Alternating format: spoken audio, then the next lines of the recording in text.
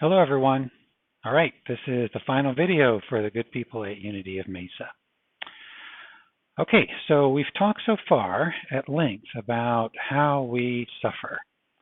And we've concluded that we suffer by becoming a self, a false self who is separate from life. And we looked into how that self is created and maintained through the thoughts in our minds, the stories that we tell ourselves, the things that we believe and that we're taught to believe that aren't true, and how we project our beliefs and the story that we live in onto the world, and that makes it seem as if it's true. And that self that is created through those processes is the person who we become.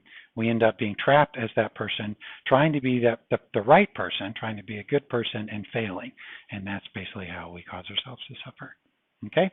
Not a pretty picture, but we also talked about the possibility that is there that we can move outside of conditioned mind.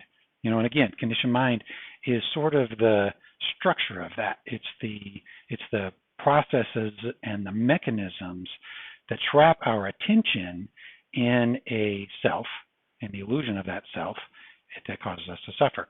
So conditioned mind, it's possible to escape from conditioned mind and be outside of conditioned mind in this place that we call center. Okay? All right. So today what I want to do is explore the different possibilities that exist at center outside of conditioned mind and talk about how to practice being there.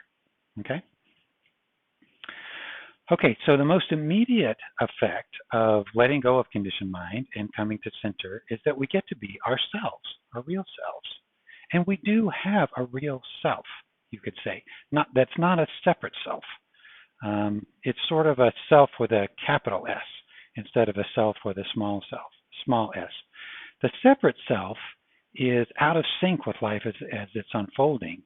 Our authentic self, you might say, is life as it's unfolding. It's an individual manifestation of life as life is just doing what it does. Okay? And in that place, we are no different from, the trees and the sky and the birds and the rocks and everything else. All of those things are also manifestations of life, of just life unfolding. We happen to have a human form and a human intelligence, a capacity to feel human things and, have human emotion. And so we have this very particular experience that like a tree doesn't have, it appears, or a bird doesn't have. And we each have our own authentic expression of that. It's interesting to remember, I first started to get this at the monastery. For some reason, I had this idea that once I let go of conditioned mind, then I wouldn't have a self, like there wouldn't be anything there. And I just couldn't imagine how that would be so. But over time, I realized that, no, there actually is a me that is outside of conditioned mind. That is, like I said, is the same as life in this very mysterious way. It's the same as life / God / divinity, but also it's different in the sense that it's individual. Like I have an individual perspective, and I have a perspective that no one else has ever had in the history of the world, and nobody has currently other than me. So there's a mystery there that I am divinity, and yet I am an individual at the same time. So anyway, I was puzzling over that one day. I remember at the monastery, I looked down. Those of you who have read the book will know about Rhea, the little dog who has been the love of my life so far. And I looked down at her and I realized, well, she has a self. She has an authentic self. She's the only little dog like her who has ever lived. And I loved her because of that. I didn't love just generic dogness. I loved this little dog, Rhea, who just had this unique way of expressing herself, and that's what I loved about her. And I realized that's what I have too. And we all have that. We all have our own individual expression that's beautiful and good. And there's a way in which you could say is perfect. Like I am perfectly me. I'm not perfect according to all the standards and expectations that in an artificial way society puts on everybody, that tries to get them to conform to. You'll never be perfect according to those standards. It's not possible. But I'm perfectly me. And when I let go of conditioned mind, and particularly all the ideas about who I should be and how I should be, when I get out of the stories that are there and I just get back to the moment, the person who I am in the moment is me, and it's this perfect person who is the only me. I'm the only me who's ever been. And it's, of course, it's a glorious thing to get to just be me, and just get to go through life operating naturally. And that's the thing to know. And this is in my experience, and I bet it's yours too, to whatever extent you've experienced this, that when we let go of the person, the separate self who we believe that we are, and come to being who we really are, what we find out is we are perfectly equipped to operate in this life and to do well, to thrive. As a separate self, we don't thrive. We're too self-conscious. We're too worried about things. We're too stressed and unhappy, and we want too much. When we're here just as ourselves, we have everything we need. We have the intelligence we need. We have the insight we need. Our perceptions are there to tell us what's going on. Our feelings are there to help us to understand how to respond to what's happening. We have everything we need. And so it's a beautiful thing just to be able to operate naturally according to just, as life is unfolding, and sort of being life unfolding in this particular human form as it's doing that. Okay? It's glorious, really. All right, so there's another aspect of this that I want to talk about, and this is the thing that I call guidance. So sort of guidance with a capital G. And what I mean by that, and you'll have an experience of this, so look to your own experience. So what I mean by that is that my teacher used a phrase that I always loved. She talked about the intelligence that animates as a way of talking about, different way of saying God, or I often will say life, as in life with a capital L, just to talk about the mysterious force that is, inhabits everything, and is making all this happen that we're experiencing. Well, she used to say, that force is intelligent, and it's the intelligence that animates. And when we're a separate self, we're out of touch with that intelligence. The intelligence is still there, but we're blocked from, you might say, experiencing that intelligence, because we're having all these ideas in our minds about how things are and how things should be. And so our minds are like, they're clouded up. There's just too much gunk in there for the light to get through. But when you let go of the gunk and you just get here and get present, what happens is your mind clears and it's open and receptive, and then the most amazing thing happens. The information that you need in order to function in life is there. It just drops right in. And so that to me it's a really good thing to know, and it's something that you can practice. You can practice being in touch with that guidance. So, for example, in my own life, when I left the monastery, of course, that was a huge deal. It was a big change, and I had no idea what I was going to do. I had no idea. I didn't have any money. I didn't have a place to go. Didn't have a car. Nothing. And so I was like, well, what am I going to do? And instead of, luckily, I had trained for a really long time, and I knew how to not be in conditioned mind. So, I was like, well, the first thing, I don't know what I'm going to do, but the thing I'm not going to do is to be in conditioned mind. That's for sure, to the best of my ability. So I worked on dropping all of the stories and not getting caught in anxiety and all that kind of stuff. And I opened my mind to the guidance. And it was so amazing to go through that process, because these little insights would drop in. And to be really simple, tiny little things like, I think you ought to look into this, or I think I ought to ask, have a conversation with somebody about this, or I wonder about that, and as things were dropped in, and I did what I was told. It's a big part of following guidance. You got to do what you're told. When it drops in and it's clearly coming from life, that's what you got to do, because that's what is going to take you to a good and happy life. And I learned that. So I just did what I was told. And what happened is a life was laid out in front of me step by step, which was absolutely perfect, and has so far, and I know will continue, this will continue to happen, given me exactly what I need, the experiences that I need. It has taught me exactly what I need as I've transitioned into a new life in the world, and it has, it has provided my livelihood. It has made connections for me, everything that I need, and it just comes out of participating with life and being willing.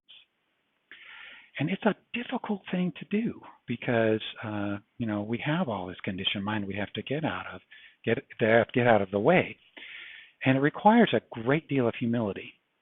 And that's one of my favorite words, actually, humility, because it really points to, I feel like, the attitude of mind that's necessary in order to give up the self-centeredness and the sort of the self focus in the sense of separate self, focus on a separate self. We have to give that up in order to be here and present and in touch with life and available for guidance. And that word humility sort of points to the way in which that happens. The way I like to think about it is humility is the discovery of our own unique place in the world. I live in this unique body. I have my unique place in the world. It's not better than anybody else's. It's not worse than anybody else's. It is different from everybody else's in a sense because it's unique. But it's not special in the sense of better than or less than. It's very special in the sense that it's just mine, but it's not egotistical. So that humility is really important because I have to let go of this self and this self-conceit and this self-obsession, you might say, in order to fully get here in life and into my body and into my senses and also into my intuition, which is the word people use for the conduit between this individual human form and life as it's manifesting. Okay, so that's another amazing, beautiful possibility that comes from letting go of conditioned mind and getting here and getting present. All right, and so here's the other one, and this to me is, you might say, kind of the culmination of the work. At least for me, it's my favorite anyway, my favorite part of it, which is that. So I have this authentic nature that I experience at center. I'm an authentic human, but there's also something more that's there. I also have this capacity for transcendent awareness, for an awareness that goes beyond what you might say a human experience. So in my human experience, even when I'm authentic, I'm still, I have preferences and opinions, I have desires, I have a history, I have feelings. But in that bigger place, I don't have any of that. I'm pure awareness in relationship to this human. So in that place, you might say, I'm not taking life personally at all. Things are happening, of course, circumstances are going on, and it's impacting the human who I am also. But there's a place where I can sort of get above and outside of that human and be in an observing, connected relationship with that human, and not take that human's life personally. So maybe something really difficult is happening to him. This person, in my case, this person called David or Dave. Maybe there's something that's happened to him. Maybe he's troubled by that. Maybe he's upset. And so the human might be having that experience, but when I'm identified in that larger place, that's not the experience I'm having, actually. I'm not upset. I'm not confused. I'm not troubled. I'm actually clear.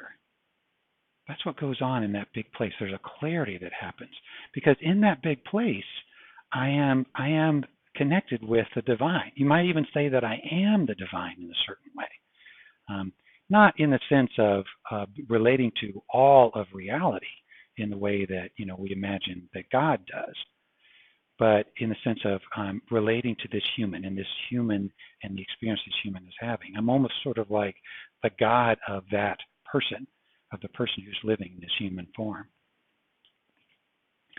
And there's a clarity that comes with that. I'm not confused. I'm not trapped in the beliefs that this person was taught to believe in. I'm not trapped either in his experience, in his feelings, in the reactions he's having. So we can truly disidentify, like move to this really big place. And the miracle, kind of the miraculous possibility that's in there is from that place, we can care for the human in a way that the human has always wanted and needed to be cared for. There's this, I think a lot about, what is it to be truly an adult? What does that really mean? And there's a lot of ways of talking about that, but one way to talk about that for me is that someone who is truly an adult is someone who can fully take care of their own emotional needs. Well, how does one do that? Well, this is how. To let go of the tendency we have to take our lives personally, to move into this bigger transcendent place. And from that place, because I'm not taking it personally, I'm not having that person's emotional experience, then I can care for that person. It's almost like I'm caring for another person in the way that maybe a parent would care for a child, or like big brother or big sister caring for a younger sibling, like a mentor caring for and teaching someone who is doesn't know as much or is younger, like as a student. Like we can have that relationship with ourselves. We can move into a place of clarity and compassion and offer that clarity and compassion to the human who we have understood ourselves to be. And this is happiness. This is what happiness truly is. It's being able to have that kind of relationship with ourselves. And so for me, I have practices that I do that help me to have that kind of relationship with this human, to be in that bigger place and have a relationship with this human who I've always experienced myself to be. Every morning and every night as I wake up and as I go to sleep, I check in with the human part of me from that bigger place and say, how's it going? How are you feeling? What do you need? And I offer kindness and compassion to that, to whatever experience is going on. Perhaps during the day something's happened. Maybe I've gotten triggered or something, or the human in me is troubled. Then maybe I'll go on a little walk and I'll have a talk with that human in me and say, hey Bubba, what's up? What's going on? Tell me about it. And I really listen, and I let that part of me talk about what's going on. I say, oh gosh, I'm upset about this, and this has happened, or I wish that hadn't happened, or I'm confused about this. And I offer words within myself of love and encouragement. And I offer guidance. So hey, man, that's okay. I'm here. I understand you. I get it. I get how you feel. And here's some things you might want to consider. And I'll always be here with you. You can trust me. You can trust that I'll be here taking care of you. And I really can offer from that bigger place. It's really kind of amazing. I can offer the human guidance with a capital G, because in that bigger place, it's like I'm channeling it. It doesn't feel like it's coming from me. It feels like it's coming from life. But in that bigger place, it's like I can be a conduit and can offer love and clarity and guidance to the human who I'm here in this life with. And that's really how I look at it. It's like that's my number one job in this life on this planet, is to care for this human being who I'm here in this life with. That's what I'm here to do. Maybe I'll do some other good along the way. Who knows? But it's relatively unimportant, I think, to this primary job I have, to give this human being a really good life of love and acceptance and living in that place. Okay? There you go. So that's something to work for and aspire to if you're willing. And again, the thing about all this stuff is it's not theoretical. This is not just something to think of. It's something you can do. It's something you can practice. You can learn how to do this. And so, the steps are what I've outlined through all these videos. How to see what's going on in conditioned mind and how to let that go. How to move to center. There is actually a how to it. You can do it volitionally if you know how and you have practice and experience doing that. And then this last piece, how to truly love ourselves. How to deeply give compassion to ourselves on this earth. Okay. So, a couple questions for discussion. One is, what is that for you? The human in you. Maybe you might describe that human in you. Who is that person? The authentic human. What are your authentic human qualities? And what do you need from that place? What's it like when you've experienced this, when you move to that bigger place? What is it like to move to that bigger place? And have you had an experience of offering love and unconditional love to yourself from that place? If so, or either way, what do you need? What do you need from that place? What would you like to hear from a compassionate being who lives inside of you. And then the other one is how might you practice that? How might you practice being in that big place? And just throughout, everything that we've discussed in this series, how do you see yourself practicing that in your life going forward? What do you want to commit to? How do you practice a part of your life? Okay. We won't have another video, and so I'm not going to give you a homework for the next time, but your homework for the rest of your life is to be yourself, be who you truly are, and love yourself unconditionally. That's what we're here to do. That's what a happy life is. Okay? So do your very best, I would encourage. Give it to the very best of your ability. Live with yourself in this world in unconditional love. Thank you very much. It's been a great privilege being able to participate from afar in your beautiful community. Thanks again for hosting me recently. I really enjoyed the time that I spent there, and I hope to see you again soon. Take care.